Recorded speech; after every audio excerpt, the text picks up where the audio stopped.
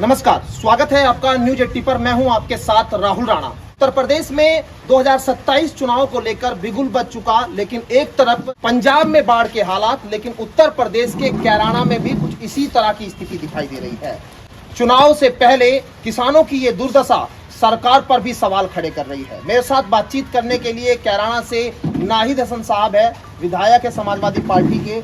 आप भी गए, किसानों की स्थिति आप देख रहे हैं, बाढ़ की स्थिति, हजारों बीघा किसानों की जो फसल है वो खराब हो गई। ज़्यादातर तो सभी चारों तरफ हो ही गया और पंजाब से कोई सीख नहीं ले रही यहाँ की सरकार, और सिर्फ अपने जो अधिकारी हैं जो फ्लड वगैरह देखते हैं, सिर्फ जा रहे हैं, खाना पूर्ति कर रहे हैं और कुछ नहीं कर रहे। सब गांव वाले खुद ही अपने आप मदद कर रहे हैं, जो है अपने आप ही सारी चीज़ें कर रहे हैं, अपनी व्यवस्था बना रहे हैं।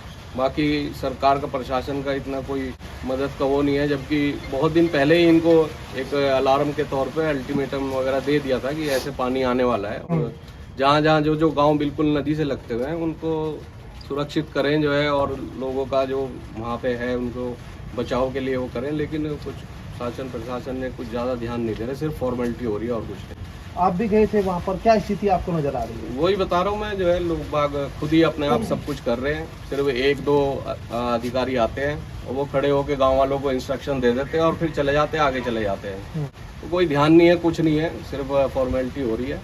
और पंजाब में क्या हाल है वो तो आप देख ही रहे। हम नहीं चाहते कि यहाँ हमारे क्षेत्र में भी ये हाल हो।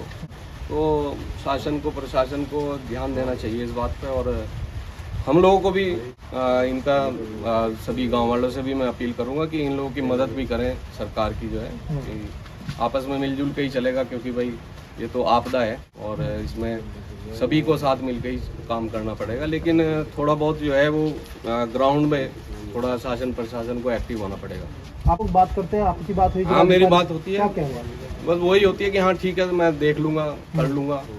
अब वही विपक्ष में है तो पता नहीं वो ध्यान भी देते हैं या नहीं देते, लेकिन हम लोग अपनी तरफ से अपनी जिम्मेदारी देते हैं, करते हैं, जो है उनको बताते भी हैं सारा। अभी यहाँ ममोर झील है यहाँ, क्योंकि बारिश लगातार आ रही है, 500 बीघे के करीब जो है वहाँ झील की वजह से सारा जो है 2-2, 3-3 बीघे के किसान हैं, सबकी ज़मीनें डूब गई है। और वो तो चारों तरफ ही हो रहा है, लेकिन ये पहले से हो रहा है, हमने पहले भी बताया। और बड़ी और उधर का जो है, इधर ममोर सहपत में फिर दोबारा वही टूट गया जो है, तो कोई ध्यान ज़्यादा है नहीं।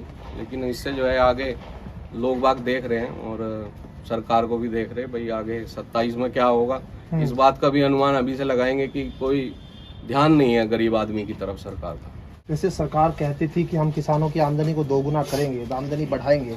अब लेकिन जिस तरह से मैं किसानों से बात कर रहा था, मैं भी उधर गया, लोग कह रहे हैं कि अभी हमें इसका 2 साल तक कम से कम इसको झेलना पड़ेगा। 2013 की स्थिति भी आपको याद होगी, जब तो गांव के अंदर भी पानी घुस गया था। अभी तो खैर किसानों के खेत में, लेकिन किसान कह रहे हैं कि खेतों में नुकसान इस बार कुछ ज़्यादा है।